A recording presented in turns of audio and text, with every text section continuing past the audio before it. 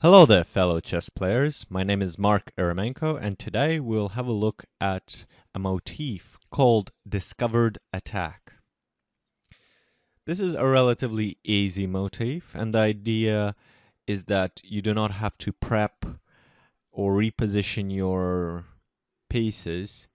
All it is you look at the position you're in, and if you're able to start aggression, then you start playing your aggressive moves and attacking. And that's basically what a discovered attack is. As a general rule of thumb, you would sacrifice a piece during this tactical maneuver. However, you would either gain it back as a result, or gain a more significant material advantage as a result, or even checkmate your opponent, which is always good. Okay, so let's dive in, and we'll start by looking at this fairly simple example. So for those of you who want to try and figure this one out, just pause the video and see if you can find the winning move for white. The winning move for white is queen takes on h5 check. And after bishop takes on h5, rook to d6 check. The check comes from the bishop, and after, let's say, after bishop to g6, rook takes queen on b6, and white is winning. White is a knight up. How to see this move? You should notice that the white queen is attacking the black knight. Also, you should see that the white bishop is x-raying the black king, but there are two pieces in the way. The white rook and the black bishop. So, we know that we can get rid of the white rook easily. All we gotta do is move it to the preferred square, attacking the queen, and provided that the bishop is already gone, it's gonna be check and we win the queen. But how do we move this black bishop? Well, as you can see, a pretty simple way would be just to capture the knight with our queen. And even though we're sacrificing our queen, we know that as a result of this maneuver, we will win it back. However, we will have an extra piece. So, that is that. Okay, so now let's look at this position for black. See if you can find the winning move. The first thing that we should notice is that the square f4 looks very, very good for the black knight. So if the black knight jumps here, he's going to be checking the king, forking the queen, the rook, all sorts of havoc he's causing here. The problem is that this square is defended by the white pawn. Now, let's take a look at the black rook on g file. It is x-raying the white king, meaning that if we move the black bishop and somehow manage to move this white pawn, the very same pawn that is defending the square f4, you see where I'm going with this. Anyhow, if we manage to get this black bishop out of the way and get this pawn out of the way, then the rook is going to be checking the white king. So if we were to take this black bishop out of the way, where would he go? He can take the rook on d3. Seems like a pretty interesting move. Okay, so now let's take a look at how this would actually play out. Knight to f4 check, forcing the pawn on g3 to take the knight, opening the king to our rook. Now I'll show you the most obvious variation, which would be bishop takes on d3 check, check coming from the rook. White has a few moves in this scenario, either to defend with the queen, but the best move would actually be to move the king. The black bishop cannot take the white queen because the white bishop is x-raying the black king. Therefore, the black bishop has to take the white bishop, and after that, check. As you can see in this position, black has a slight material advantage, a rook against a knight, and should be able to win this game. Okay, Let's go back. So, after knight goes to f4, checking the king and the queen, and the pawn is forced to take the knight, in some ways I almost feel like it would be a better move to play bishop to h5 check. The check again comes from the rook. But this way, the bishop is attacking the queen, and although the white bishop is still x-raying our king on h7, it is still currently blocked by the rook. So from here, the best move for white would be to block with the queen. Should black capture with the bishop, white just does their usual thing, check, and after king moves, or however black responds, the white rook just takes the queen, and the game is again even. So after queen blocks on g4, we want to capture her without allowing the white rook to move. So we play rook takes on g4 check, and after pawn takes on g4, now we need to get our king away from the x-ray zone, which could be any move really. And then white takes the pawn. So in this position, some would say it is materially not advantageous to have a queen against a rook, a bishop, and a knight. I, however, consider the queen an invaluable piece, and there are ways to win this game, even with just a queen against the three pieces. Hello and welcome back. My name is Mark Eremenko, and this is the second tutorial on the theme of discovered attack. Let us have a look at a slightly harder position to the previous one. In this position, it is white to move. See if you can find the winning move. Have you found it? The winning move is rook to e4. If rook takes on e4, then queen to c8 check, and black can only delay the inevitable mate from here. Queen to d8, queen takes queen, rook to e8, queen takes rook, check, mate. If black decides to take with the bishop, then queen takes queen on f6, and checkmate is inevitable. If in this position black decides to take the white queen, then checkmate comes from rook on e8, and that is that. So how to see this winning move?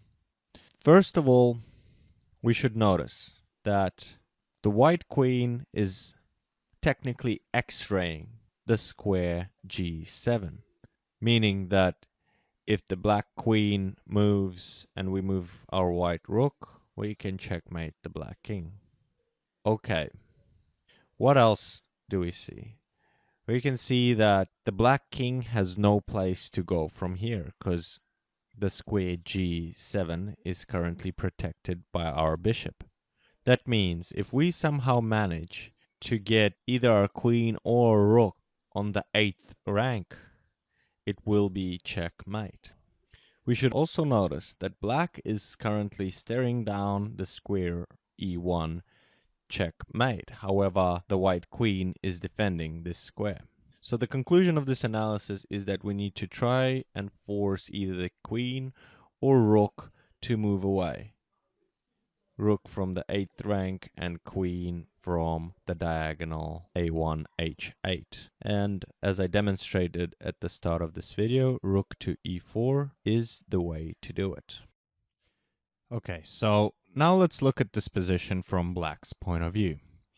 If you wish, you can pause this video and try find the winning move.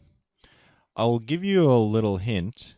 The winning move for black in this position involves two motifs, one being discovered attack and the other one is distraction. Did you find the winning move? The winning move is queen takes rook on d4. And if queen takes on d4, then rook to e1 checkmate. So, how to find this move? Let's go back.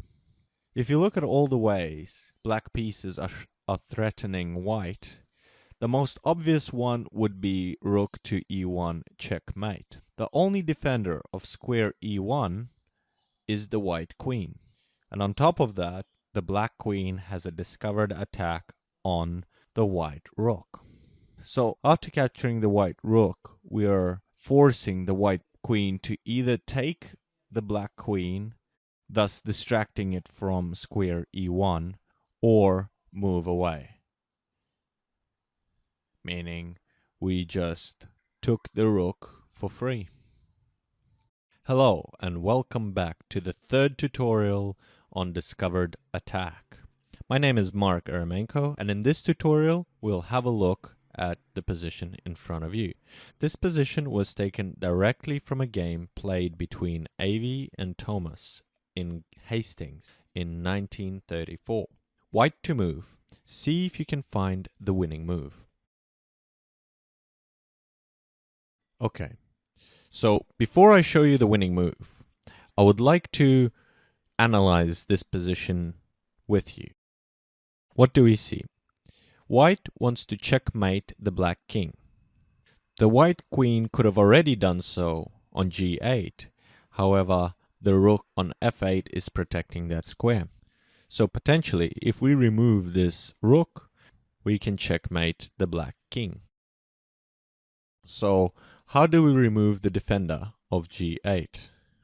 Let's have a look at our connected rooks on the f file, ready to capture the black rook. However, the white bishop is in the way. So what should white do? It is apparent from the situation that we should move the white bishop. And also we should try and keep him on this diagonal a2 g8 so that he keeps staring down. No matter where he is, he keeps staring down onto this g8 square. Okay, so where to move him?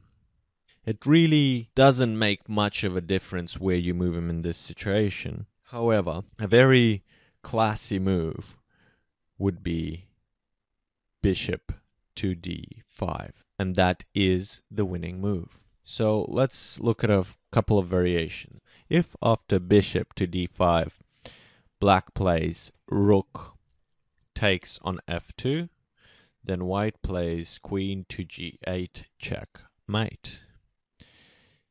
If black plays queen takes on d5, then white plays rook takes on f8, and after queen to g8, queen takes on g8 checkmate. If after d5, rook goes to g6, then rook takes on f8, king to g7, and rook to f7 checkmate. And last variation I want to have a look at is queen goes to g6, similar thing. Rook takes on f8 check, king to g7, rook to f7 checkmate. So, did you find this winning move? Well, that is that. And finally, let's look at this position from black's point of view. So, if black was to move first in this situation, can you find the winning move? Okay. The winning move is rook to g6. If bishop takes on g6, then rook takes on f2. And if rook takes on f2, then queen to e1 check, rook f1, queen f1 checkmate. Okay, let's go back. There's a similar variation in this position. If bishop decides to take the queen, then rook f1 checkmate. So what if after we take rook on f2, white decides to move the rook to g1, protecting the pawn on g2? Then black will just take the bishop on g6 and win the game with an extra piece. Okay, but now let's look at a variation that is a little bit more interesting.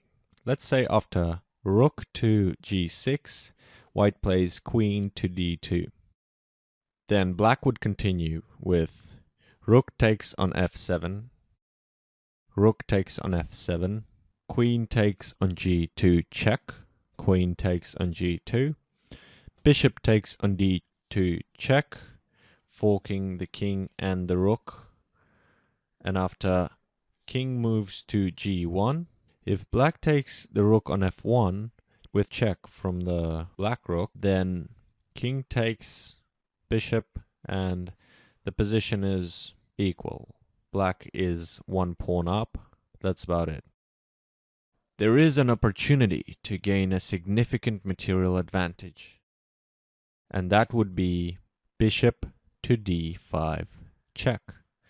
Now the bishop controls the diagonal h1 a8, and the rook is checking the king and controlling the g file, leaving the only square for the king to move to, f2. After f2, the white rooks are no longer connected, and bishop can just take on f7.